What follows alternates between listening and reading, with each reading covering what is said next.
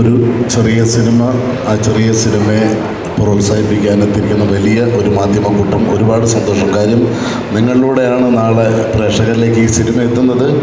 കാര്യം ഒരു കുഞ്ഞു സിനിമയാണ്, ഒരുപാട് കഷ്ടപ്പെട്ട് ഒരു സിനിമ എടുത്ത ഒരു കൂട്ടം ചെറുപ്പക്കാർ, അവരുടെ സ്വപ്നമാണ് ഈ സിനിമ.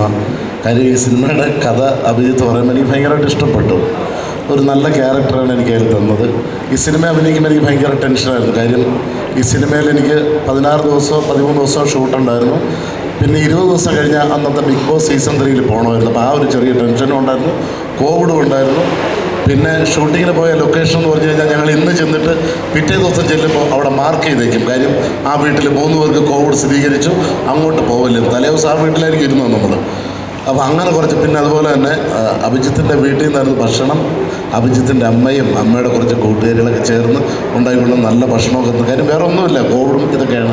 നല്ല ഭക്ഷണം കഴിച്ചു. പിന്നെ ടെൻഷനില്ലാത്തൊരു ലൊക്കേഷൻ, പറയുന്നത് പോലെ നമുക്കൊരു ടെൻഷനില്ല. കാര്യം അങ്ങനെയാണ് നമ്മളടുത്ത് പറയുന്നതും അഭിനയിക്കുന്നത്. അതുകൊണ്ട് ടെൻഷനില്ലാതെ അഭിനയിച്ചു. അപ്പോൾ അഭിജിത്ത് വിചാരിച്ചതുപോലെ ചെയ്യാൻ പറ്റി എന്നാണ് വലിയ ഭാഗ്യം. അപ്പം ജയരാജേട്ടൻ, ലീല മേഡം, ഒത്തിരി പേര്, ഒരുപാട് ആർട്ടിസ്റ്റുകളുണ്ടെങ്കിൽ പോലും എന്തു പറയാൻ, കുറേ കൂട്ടുകാർ, അഭിജിത്തിൻ്റെ കുറേ കൂട്ടുകാരാണ് പ്രൊഡക്ഷൻ നോക്കിയതും പിന്നെ വണ്ടി ഓടിച്ചതും എല്ലാം കൂട്ടുകാരാണ്. അതുകൊണ്ട് നമുക്കൊരു ടെൻഷനോ അങ്ങനെയൊന്നുമില്ല. ഒരു ചെറിയൊരു ക്രൂവിൽ ചെയ്തൊരു സിനിമ. അപ്പോൾ ഈ കാര്യം എന്താ പറയുക, ഞാൻ ഒരു മൗനാണ്.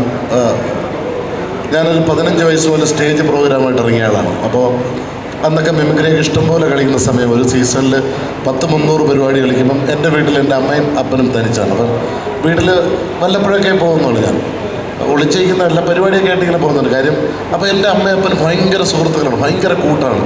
ഇപ്പോഴും അവർ ഒരുമിച്ചാണ് ഓട്ടോയിൽ പോകുന്നതും. രണ്ടുപേരും വേർപിരിഞ്ഞിരിക്കുന്നത് ഞാൻ കണ്ടിട്ടില്ല.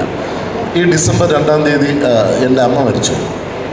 പക്ഷെ അതിനുശേഷമാണ് ഒരു ഒറ്റപ്പെടല. കാര്യം എൻ്റെ അപ്പൻ ഇപ്പോൾ ഒറ്റയ്ക്കാണ്. കാര്യം എനിക്കിപ്പോഴും വീട്ടിൽ നിൽക്കാനും പറ്റില്ല. അപ്പോൾ ഈ ഒറ്റയ്ക്കുള്ള ഫീലിങ്സ് എനിക്ക് എൻ്റെ അപ്പൻ്റെ മുഖത്തുനിന്ന് കിട്ടിയിട്ടുണ്ട്. അതുപോലെയാണ് എനിക്ക് ജയരാജേട്ടൻ്റെ ക്യാരക്ടർ. ജയരാജേട്ടൻ്റെ കൂടെ എപ്പോഴും നിൽക്കുന്നൊരു ക്യാരക്ടറാണ് ഈ സിനിമയിൽ. എനിക്കത് ഭയങ്കരമായിട്ട് ഫീൽ ചെയ്യും. എപ്പോഴും എനിക്ക് എൻ്റെ അപ്പനെ കാണുമ്പോൾ ജയരാജേട്ടൻ്റെ ഓർമ്മ വരും. നിങ്ങളെ സിനിമ കാണുമ്പം എന്തെങ്കിലും എൻ്റെ അപ്പൻ്റെ ഫോട്ടോ ആണ് മനസ്സിലാവും. എനിക്ക് ഭയങ്കരമായിട്ട് ഫീൽ ചെയ്യും. അപ്പോൾ ഈ ഒറ്റപ്പെടലിൻ്റെ വേദന നമുക്ക് ഭയങ്കരമായിട്ട് ഫീൽ ചെയ്യും. അത് വീണ്ടും ഒരു കൂട്ടാകുമ്പോൾ അത് അതിൽ കൂടുതൽ നമുക്ക് സന്തോഷം തരും. അങ്ങനെയൊക്കെയുള്ള കുറേ ഇമോഷണലായിട്ട് പോകുന്ന കുറേ സംഭവമാണ്. അപ്പോൾ മാക്സിമം നിങ്ങൾ സപ്പോർട്ട് ചെയ്യുക. അപ്പം ഇത് കാണുന്ന പ്രേക്ഷകർ മാക്സിമം തിയേറ്ററിൽ പോയി ഈ ഒരു കുഞ്ഞ് സിനിമ കണ്ട് വിജയിപ്പിക്കണമെന്ന് താഴ്മയായിട്ട് ഞങ്ങൾ അപേക്ഷിക്കുകയാണ്.